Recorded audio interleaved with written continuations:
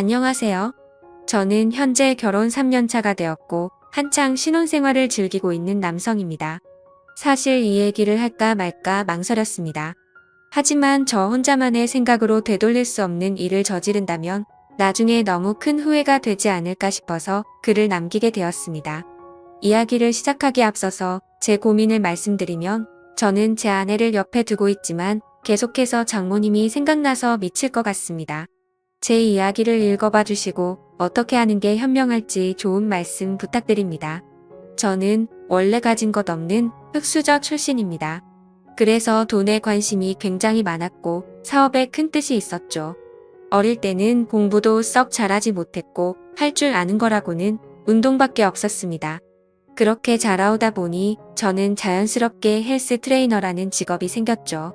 결국 저는 남들보다 열심히 살았습니다. 몇 년 동안을 열심히 돈을 모았고 결국에는 동네에 작은 헬스장을 차리게 되었죠. 참 작지만 나름대로는 의미가 깊은 곳이었습니다. 앞으로의 삶에 큰 기대도 주었고 지금의 아내도 그곳에서 만났으니깐요. 아무쪼록 처음에는 영업이 잘 된 덕분에 승승장구할 것만 같았습니다. 그래서 큰 걱정 없이 지금의 제 아내와 결혼까지 하게 되었죠. 하지만 생각처럼 삶을 녹록지가 않더군요. 헬스장을 운영하다 보니 경영 악화로 인해서 회원들은 줄어들었고 결국에는 모아둔 돈은 바닥이 나서 빈털터리 신세로 결국 폐업을 하게 되었습니다. 정말 앞날이 깜깜했고 스트레스로 탈모까지 진행될 정도로 너무 많이 힘들었습니다. 그렇게 힘든 시기에 저희 부부에게 손을 내밀어준 분이 있었는데 그게 바로 장모님이었습니다. 그때는 일단 당장 저희가 살던 집을 정리해서 빚을 다 갚았고 당장 마땅히 갈 곳이 없어서 숙박업소에 전전긍긍하던 시절입니다. 그런 저희 소식을 듣게 된 장모님이 연락이 오시더군요. 장모님 댁에서 함께 살면서 다시 시작하는 건 어떻겠냐고 말씀을 해주셨습니다. 저는 그 말씀에 너무 감사한 마음이 컸지만 오히려 제 아내는 장모님 댁에 들어가는 것을 반대하더군요. 사실은 아내가 반대할 만한 이유가 있었습니다.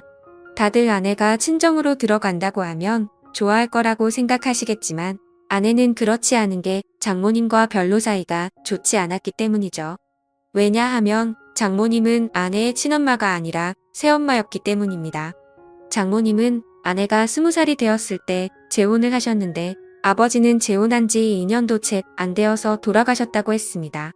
그래서 장인어른이 살아계실 때는 가족처럼 지내기 위해 노력했었다고 하는데 장인어른이 돌아가시고 난 뒤로는 아내가 곧바로 독립을 했다고 하더라고요. 그렇다고 기분 나쁘게 집을 나온 건 아니었고 취직을 하면서 회사 근처로 옮긴다며 자연스럽게 나와서 지냈다고 했습니다.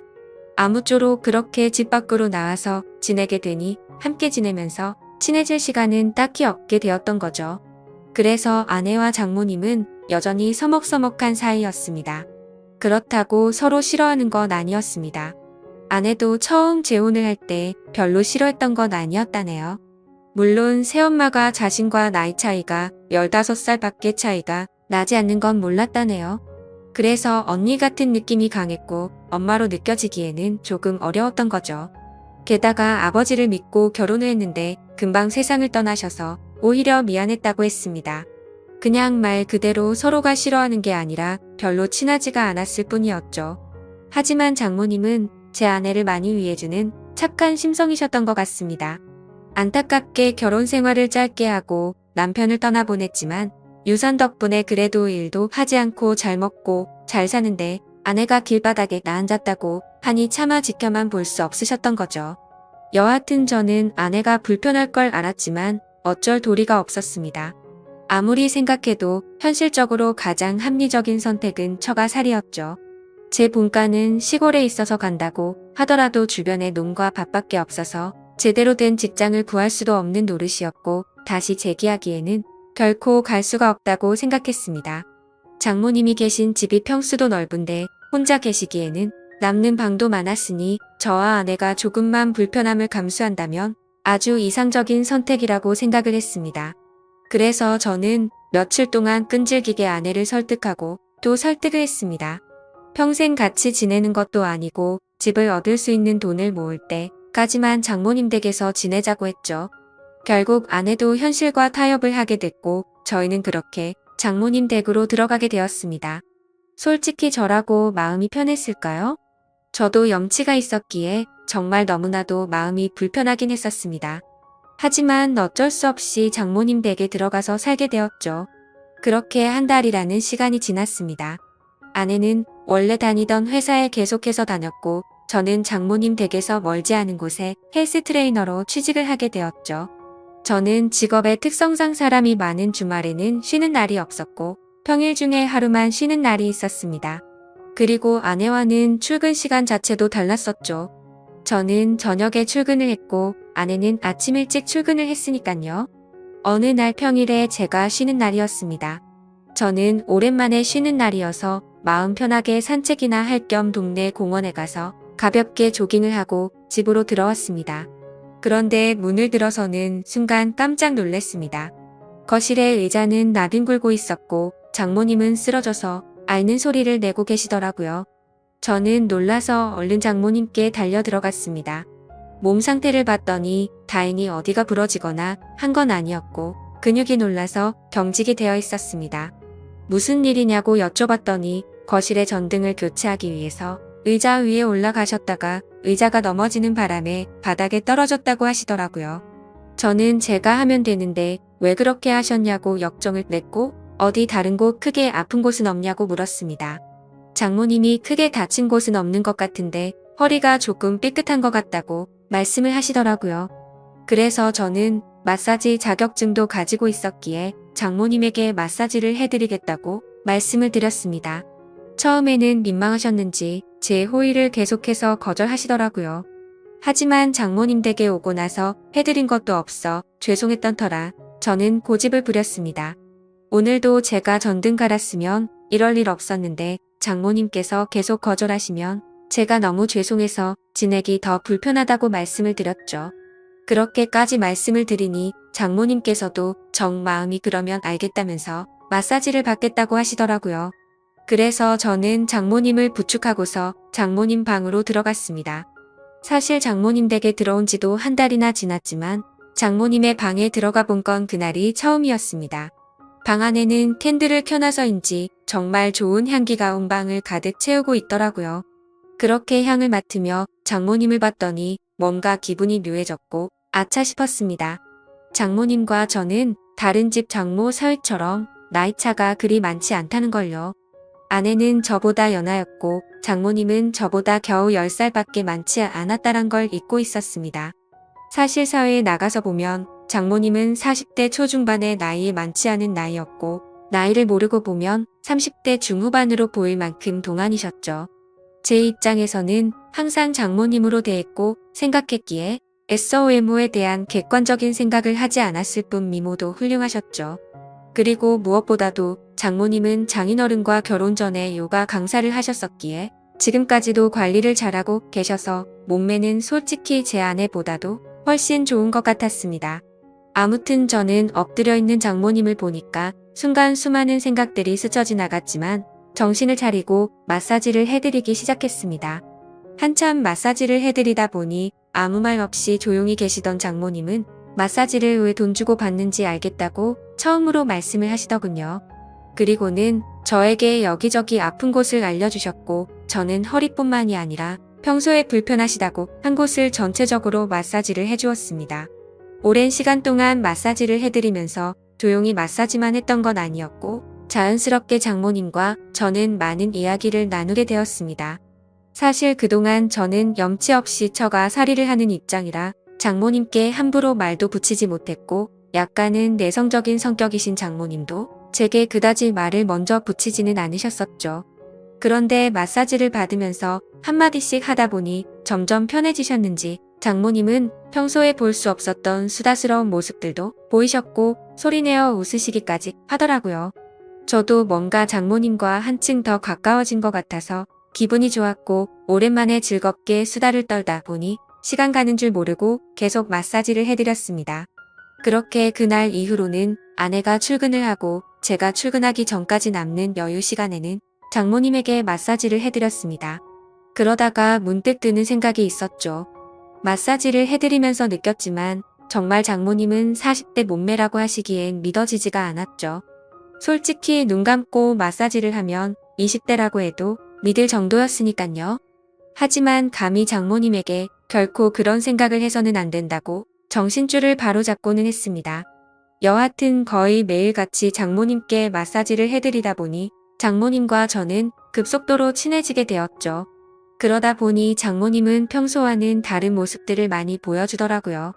평소 장모님은 내성적이신 성격에 말도 없고 조용한 분이신 줄 알았는데 점점 말씀도 많아지셨고 장난도 많이 치시는 모습이 보이더군요. 나이와 맞지 않게 티 없이 맑은 그런 해맑은 성격이라고 느꼈습니다. 장모님은 최근에도 어떤 남자가 자기에게 연락처를 물었는데 거절했다는 이야기부터 시작해서 장인어른을 처음 만나게 되었던 이야기들과 갑작스럽게 떠나보내고 슬펐던 이야기들까지 제게 숨기는 거 없이 말씀을 해주시더군요. 그러다 한 번은 저에 대해서 말하는 것이었습니다. 처음에 제 아내가 저를 데리고 장모님께 인사를 드리러 왔을 때 다른 건 몰라도 제 몸을 보고 아주 마음에 들었다고 말씀하시더라고요. 제가 너무 듬직해 보였고 몸 좋은 사람들이 자기 관리를 잘하는 사람이라고 생각한다며 저의 첫인상을 정말 좋게 보셨다고 말씀을 해주시더라고요. 그러다 장모님은 저에게 짓궂은 농담을 던지셨습니다. 그런데 자신의 경험상 이렇게 몸 좋은 사람들 중에 밤에는 힘을 못 쓰는 사람이 허다해서 걱정이었는데 이틀 전에 그 걱정을 덜게 되셨다고 하더라고요. 저는 무슨 말인가 생각을 한참 하다가 깜짝 놀랐습니다. 이틀 전이라면 아내와 제가 일세를 갖기 위해서 사랑을 나눴던 날이었습니다. 그렇다면 저와 아내가 사랑을 나누는 소리를 장모님이 다 들으셨다는 건데 저는 민망하기도 하고 부끄럽기도 해서 아무 말도 못하고 있었죠. 그러자 장모님은 갑자기 웃으시면서 부부 사이에 당연한 일을 한 건데 그렇게 부끄러워하지 않아도 된다고 말씀을 하시더라고요. 그러시고는 제 아내가 부럽다고 말씀을 하셨습니다. 자신은 지금 혼자 지내게 된 지도 벌써 많은 시간이 지나다 보니 외롭다고 하시더군요. 그러다가 장모님은 갑자기 제 팔뚝을 어루만지시면서 이런 튼실한 팔뚝을 가진 남자가 곁에 있다는 건 정말 부러운 일이라고 말씀을 하셨죠. 그날 이후부터는 장모님의 장난스러운 스킨십은 계속되었습니다. 저도 기분이 썩 나쁘지는 않았죠. 솔직히 말해서 좋다고 생각도 했었습니다.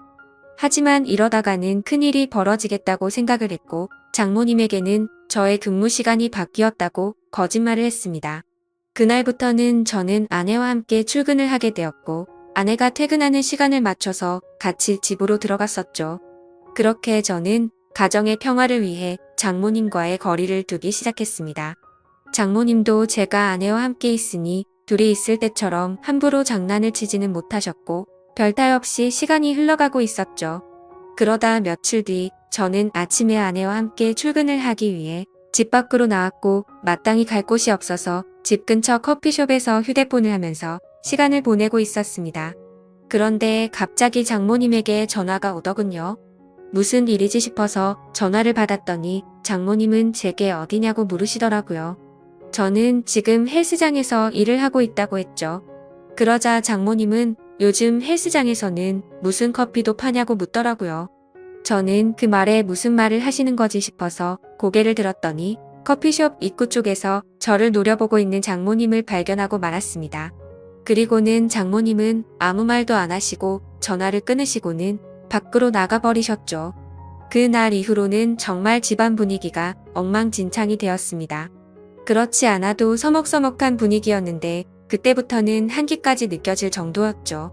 그래서 저는 하루하루가 바늘방석에 앉아서 생활하는 것처럼 너무 많이 불편했었습니다. 그렇게 불편한 나날을 보낸 지도 몇 주가 지나갔고 아내는 회사 워크숍이 있어서 1박 2일로 자리를 비운다고 하더군요. 저는 어색한 걸 너무 싫어하는 성격이라 솔직히 그때부터 너무 초조했고 미칠 것 같았습니다. 차라리 친구들을 만나서 밤새도록 술이나 먹고 들어올까부터 시작해서 여행이라도 다녀온다고 할까 등 수많은 여러 가지 생각을 했지만 아내가 자리를 비울 때 기회다 싶어서 같이 자리를 비우면 일을 더 악화시킬 것 같아서 차마 그런 방법을 선택할 수는 없겠더라고요. 그래서 저는 장모님과 이런 불편한 관계로 계속해서 지낼 수는 없는 노릇이었기에 결국 정면 돌파를 하기로 마음을 먹게 되었습니다. 저는 아내가 워크숍을 간 날 삼겹살과 소주 등 장모님께서 좋아할 만한 것들을 잔뜩 사들고서 집으로 들어갔습니다. 장모님의 방 문을 노크하면서 장모님께 그동안 죄송했다며 함께 먹자고 말씀을 드렸죠. 하지만 제게 많이 화가 나신 장모님은 대꾸도 하지 않으시더라고요. 그래서 저는 간곡히 계속해서 부탁을 드렸고 결국에는 장모님은 제 성화에 모시겨 식탁에 앉으셨습니다. 저는 열심히 고기를 구워서 쌈도 싸드렸고 장모님의 잔이 비지 않도록 소주도 계속 채우면서 허심탄회하게 이야기를 시작했습니다. 장모님께서는 장난이라고 제 몸을 계속 만지시는데 솔직히 저한테는 정말 부담스러운 일이었다고 했죠. 그러자 장모님은 그게 그렇게 싫어서 거짓말까지 하고 그랬냐고 그냥 싫으면 싫다고 하지 그랬으면 굳이 안 했을 텐데 왜 이상한 사람을 만드냐고 화를 내셨습니다.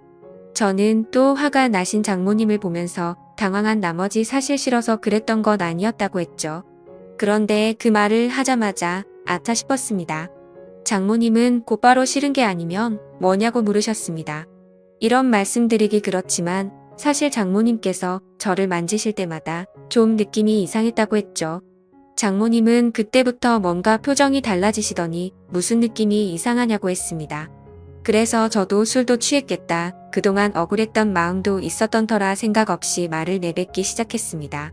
장모님처럼 젊으시고 예쁘신 분이 저를 만지시니까 당연히 이상한 생각이 들고 그랬다고 저도 남자인데 아무렇지 않은 게 이상하지 않겠냐고 필터를 거치지 않고 마구 말을 했죠. 그 말을 하는 순간 분위기는 순식간에 얼어붙어 버렸고 그 대화를 마지막으로 장모님과 저는 그냥 연신 술만 마시기 시작했습니다. 그래서 저는 분위기를 만회하고자 장모님에게 시덥지 않은 농담을 던지기 시작했지만 분위기는 쉽사리 나아지지 않더라고요. 그렇게 술만 연신들이 붙다 보니 저도 모르게 정신이 왔다 갔다 할 만큼 술이 올라오기 시작했습니다. 근데 갑자기 장모님은 실수로 옷에 음료수를 쏟게 되셨고 옷을 갈아입고 오신다고 하더니 방으로 들어가셨습니다. 그래서 저는 혼자서 술을 계속 마시고 있었죠. 그렇게 몇 분이 지나서는 장모님 방의 문이 열려서 고개를 들었는데 저는 깜짝 놀라서 들고 있던 술잔을 놓쳐버릴 뻔했습니다. 장모님은 차마 입에 담지 못할 그런 복장으로 갈아입으시고는 저에게 다가와서 조용히 말했습니다. 나 지금 많이 취해서 기억이 하나도 안 날 것 같아. 너도 그렇지 않냐며 제게 묻더라고요. 저도 술에 취한 나머지 그렇다고 고개를 끄덕였습니다.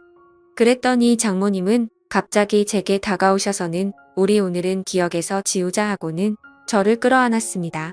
장모님과 저는 그렇게 술에 취해서인지 무언가에 홀렸던 건지 결코 돌이킬 수 없는 실수를 저지르고 말았던 겁니다. 다음 날 아침 숙취로 인해 두통을 겪으면서 일어났는데 순간 어제 있었던 일이 생각나면서 너무 두려웠죠. 저는 장모님이 깰까봐 조용히 밖으로 나와서 평상시처럼 식탁을 치우고 샤워를 했습니다. 제가 샤워를 하던 중에 장모님도 일어나셨는지 평상시와 다름없이 제가 먹을 아침을 차려주셨습니다. 그날부터 저와 장모님은 더 어색한 사이가 되었습니다. 마주칠까봐 서로가 서로를 피하는 듯한 느낌이었죠. 그렇게 며칠이 지나게 되었고 장모님은 따로 아내를 부르더니 통장을 하나 건네주었습니다. 좋은 집은 아니어도 오피스텔 보증금 정도는 될 것 같다면서 줬다고 하더군요. 그렇게 그날 이후로 저와 아내는 장모님 댁에서 나오게 되었고 새로운 오피스텔을 얻어서 지내고 있습니다. 그로부터 벌써 한 달이라는 시간이 지났습니다. 정말 그날 일은 잊으려고 무던히도 애써봤고 사실 금방 잊혀질 거라고 생각했습니다. 그런데 제가 정말 미쳐버린 건지 그날 있었던 일이 너무 생생하고 그립다고나 할까요? 정말 제가 이래서는 안 되는데 제 아내를 옆에 두고서 저는 장모님이 계속해서 생각나서 미쳐버릴 것 같습니다. 차마 이런 생각을 하는 것조차 욕을 먹어 마땅한 그런 일인 걸 잘 알지만 사람 마음이라는 게 수학 공식처럼 답이 정해져 있는 게 아니잖아요. 장모님의 얼굴을 한 번 더 보고 나면 제 마음이 착각을 했구나 생각할 수도 있을 것 같은데 용기를 내서 장모님에게 연락을 하는 게 맞을지 어떻게 해야 할지를 잘 모르겠네요. 다른 분들이라면 어떻게 하실 것 같으신가요? 그냥 얼굴만 보는 건데 크게 문제가 되진 않을 것 같고 연락을 해보는 게 맞을까요? 아니면 지금처럼 계속 참아가면서 살아가는 게 맞을까요? 부디 현실적인 답변 부탁드리겠습니다. 감사합니다.